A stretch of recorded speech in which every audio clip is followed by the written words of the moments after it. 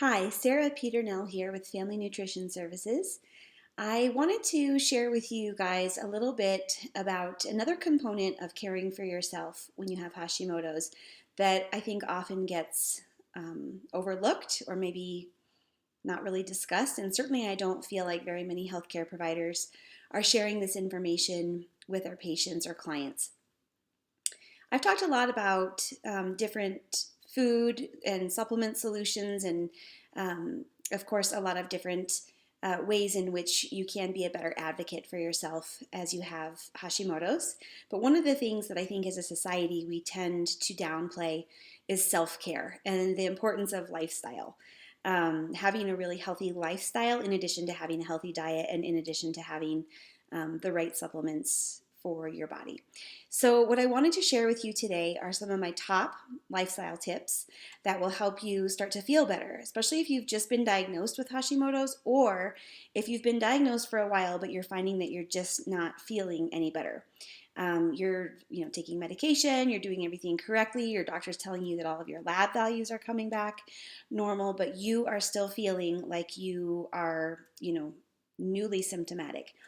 I think that having a really solid lifestyle practice for self-care and the rituals that are a part of that are one of the things that helped me over the past 2 decades or so to really have what I would call a baseline or a foundation for my good health.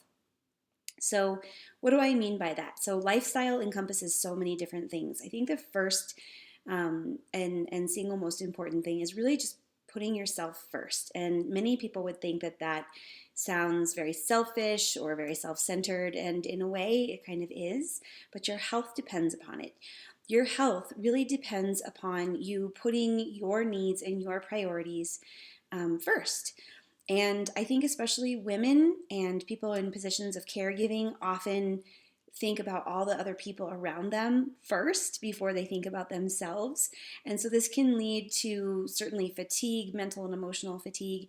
It can also lead to sometimes resentment and emotional storage of, past hurts and maybe traumas and things like that.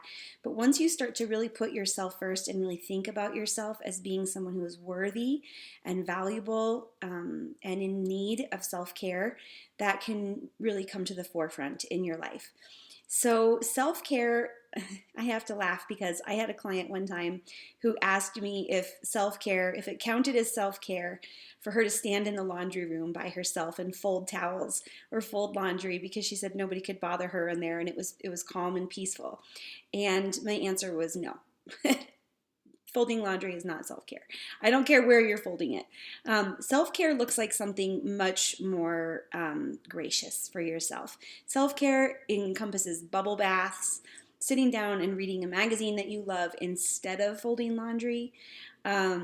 Self-care is window shopping or having lunch with a girlfriend or getting into bed early at night and reading a favorite book that you have been wanting to read. It's about watching some of your favorite TV shows. Self-care is about making time for yourself, maybe getting a massage or a pedicure. It is pampering. It is really necessary for boosting feel-good hormones in your body, things like serotonin and for helping to boost those feel-good hormones.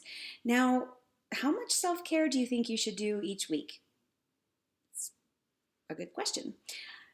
The studies that I've been reading say that up to 4 hours per week, so anywhere from zero, let's call it a quarter of an hour, to 4 hours per week has tremendous benefits. So it can be very little, like a bath, which might only take 20 or 30 minutes, or it can be more than that. Think about how good you feel when you fill up your cup after a great lunch or maybe a dinner out with some friends and you've been laughing and you've just sort of been enjoying the moment.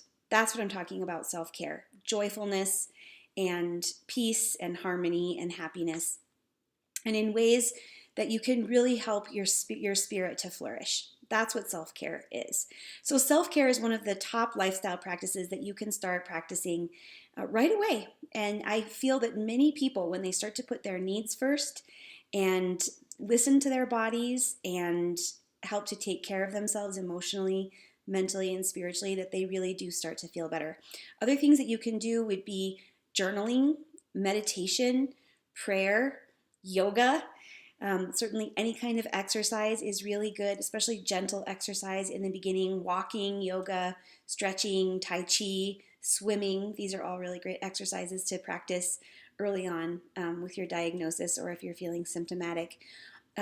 Other techniques, definitely drinking plenty of water. Many people with Hashimoto's suffer with maybe chronic constipation, dry skin, dry eyes, dry hair, and so drinking enough water, at least 1/2 of your body weight in ounces every day. So if you weigh 150 pounds, you should drink 75 ounces minimum every day of fresh, pure, filtered or spring water, preferably every single day. So that will also really help you to feel better too. That's a great lifestyle practice. And also, besides what you eat, it's important how much and when you eat. I'll be talking about this a little bit more later on. I've got some other videos planned about the body type of people who typically have Hashimoto's and how they can best eat to serve themselves. So you'll want to keep an eye out for that coming soon.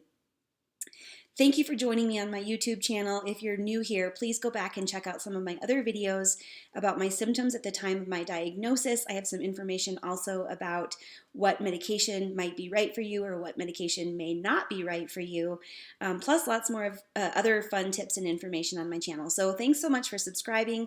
Thanks so much for watching, and go ahead and start practicing that 4 hours of self-care each week and see if you notice a difference in how you feel. Take care.